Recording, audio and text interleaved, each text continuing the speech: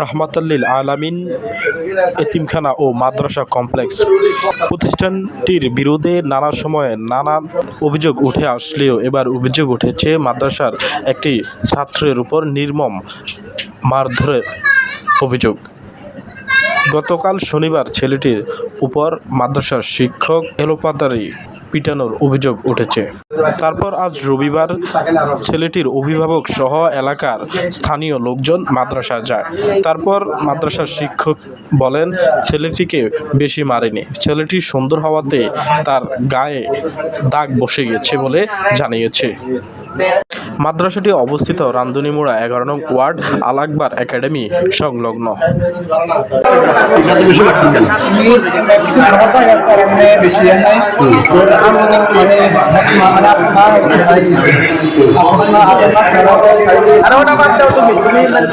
কি জন্য এটা তোমার সাথে কি উল্টা পাল্টা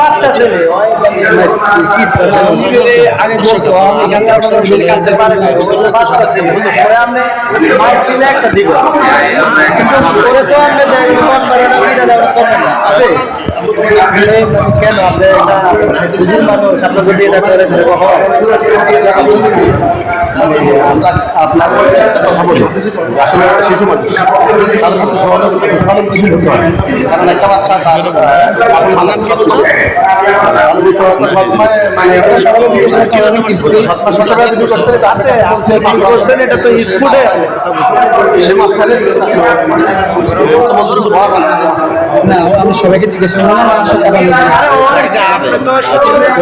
তুমি দেখছো নি মাস খেতে গেছো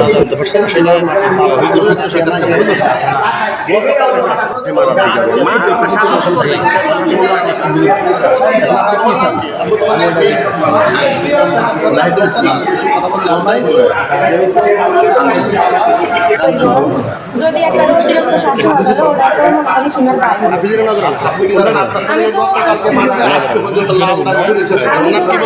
আমি তো সীমার বাইরে না ও এত ছোট বাচ্চা ওর কি অত বুঝ আছে যে ওখানে মারছে অপরাধ করছো এটা তো এমন তো না কি করছো অধিকার নাই ওর বয়সটা কত এমনি নিচে কি আমরা কিছু করি না আমরা কিছু না আমরা কিছু দেই না হুজুরে বলছে যে আপনি নাকি বিচার দিবেন মানে হুজুরে বলছে আপনি নাকি বিচার দিবেন আমি কি বিচার দিছি ওর সৎ মা দর্শক আপনারা শুনে না করোনাটা আমি কিছু আমরা কাছে বিচার ডাক দেয় দিবেন কথা না শুনে শাসন করুন একটা কি মারি ফেলে নিলে কইছিনি মানুষে শাসন তো ওনার ব্যক্তি পর্যায়ে দেখা করবে আপনার সন্তানকে তো মারি ফেলে নিলে জন্য আদর ভালোবাসা না করি মানে হঠাৎ একটা বাচ্চা রেখে ও যত বড় মানে মাস্টার হোক বা হুজুর হোক লাশ থানায় দিয়ে ইয়ে করেন আমি যদি কোনো দুষ্টি করে বাইরে দ্বারা ফোন দিই বাইরে লাগে কথা করে বাইরে লাগে যোগাযোগ করি আপনার বাড়ি কোন কাঞ্চনপুর